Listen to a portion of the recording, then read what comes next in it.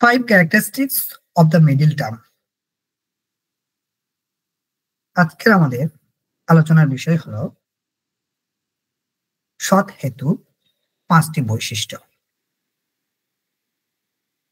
এটি যেমন philosophy paper 2 এর জন্য ইম্পর্টেন্ট, সেরকম ফিলোসফি বা আদার্স যে সাবজেক্টের জেনারেল পেপার তাদের জন্য ইম্পর্টেন্ট।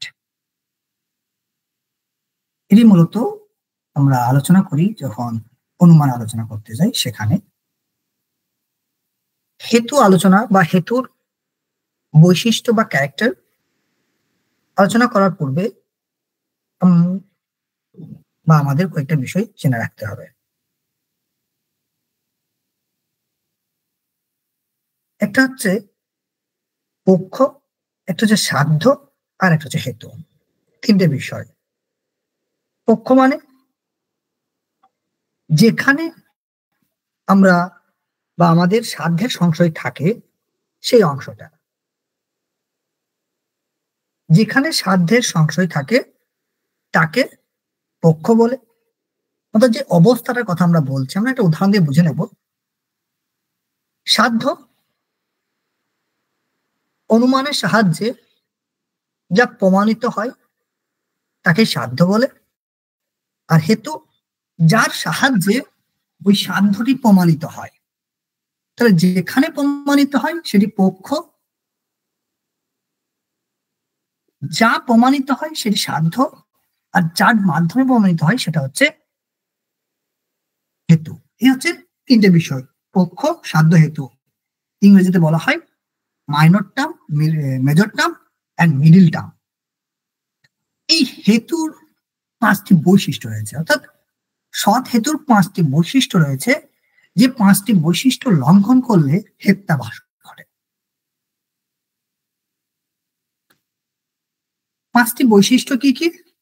একটা হচ্ছে পক্ষ সত্য বা পক্ষ ধর্মতা, একটা হচ্ছে স্বপক্ষ সত্য, আর একটা হচ্ছে বিপক্ষ অসত্য, আর হচ্ছে অবাদিত্ব, এবং 5 নম্বর হচ্ছে অসৎ প্রতিপক্ষত্ব। পক্ষ সত্য, স্বপক্ষ সত্য, বিপক্ষ অসত্য, অবাধিতত্ব এবং অসৎ প্রতিপক্ষত্ব।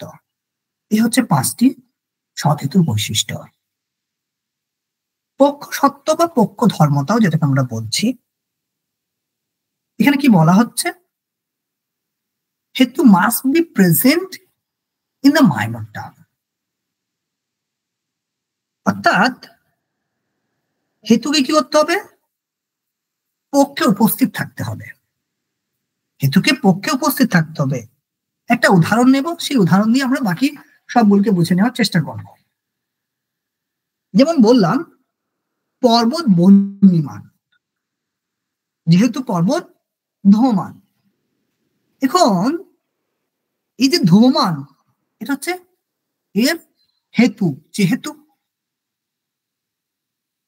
ধ্রুবমান এখানে হচ্ছে হেতু, পর্বতটি হচ্ছে আমার পক্ষ, আর বহ্নিমান হচ্ছে আমার সাধ্য। পর্বত বহ্নিমান বললাম, বহ্নিমান হচ্ছে সাধ্য, পর্বত হচ্ছে পক্ষ, আর হেতু হচ্ছে ধ্রুবমান।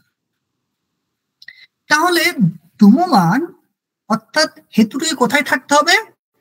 এই রুলস বা এই নিয়মে বলা হচ্ছে যে তাকে কোথায় থাকতে হবে না, তোমার অবশ্যই তাকে পর্বতে থাকতে হবে। 2 নম্বর হচ্ছে স্বপক্ষ সত্য। হেতু must be present in all positive instances in which the major term is present. অর্থাৎ হেতুকে কোথায় থাকতে হবে? বলতে তার সমস্ত স্বপক্ষে থাকতে হবে। স্বপক্ষে থাকতে হবে কিরকম? এই যে আমি বললাম যে পর্বত বহ্নিমান, যেহেতু পর্বত ধ্রুবমান, এখানে কি করতে হবে না, বহ্নির অনুমানের ক্ষেত্রে যেগুলো স্বপক্ষ, বহ্নি অনুমানের ক্ষেত্রে স্বপক্ষ কোনগুলো হতে পারে? যেমন পাকশালা, যজ্ঞশালা, গোশালা, এই সমস্ত জায়গাগুলো সপক্ষ, এই জায়গাগুলোতে কি থাকতে হবে না তোমার ধূমকে থাকতে হবে। বিপক্ষ অসত্য বলা হচ্ছে হেতু must be absent in all negative instances in which the major term is absent. অর্থাৎ বলা হলো যে বিপক্ষে থাকা চলবে না। হেতু কোথায় থাকবে না না বিপক্ষে থাকবে না। অর্থাৎ যেখানে যেখানে তোমার অগ্নির অভাব রয়েছে সেখানে কি থাকতে পারে না, ধূম থাকতে পারে না। যেমন জলের, সমুদ্র বা নদী, এই সমস্ত ক্ষেত্রগুলো হচ্ছে বিপক্ষ। কার বিপক্ষ? অগ্নির বিপক্ষ, অগ্নির নঙর্থক দৃষ্টান্ত। এই সমস্ত জায়গাতে কি করতে পারে না না তোমার ধূম থাকতে পারে না, বিপক্ষ সত্য। অবাধিত বিষয় অর্থ 4 নাম্বার হেতুর বৈশিষ্ট্য। এখানে বলা হচ্ছে হেতু must be non incompatible with the minor term. অর্থাৎ কি হবে না না তোমার অনুমান ভিন্ন অন্য কোন প্রমাণের দ্বারা যদি হেতু খণ্ডিত হয়ে যায়, অর্থাৎ সেটা বাধাপ্রাপ্ত হয়ে যায়, অর্থাৎ অন্য কোন প্রমাণের দ্বারা যদি হেতু খণ্ডন হয়ে যায় তাহলে হবে না, কিন্তু অবাধিত হতে হবে, কারো যেন সে বাধাপ্রাপ্ত না হয়। যেমন আমি বললাম বন্যে অনুষ্ণ, আমরা সবাই জানি আমাদের কাছে স্ট্রং প্রমাণ রয়েছে যে না বন্যে উষ্ণ, সে অনুষ্ণ নয়। এই যে বাধাপ্রাপ্ত হচ্ছে এরকম হওয়া চলবে না, তার মানে অবাধিত বিষয় হতে হবে, কারণ দ্বারা বাধাপ্রাপ্ত হতে চলবে না। এবং 5 নম্বর যেটা অবিরুদ্ধ বা অসৎ প্রতিপক্ষত্ব।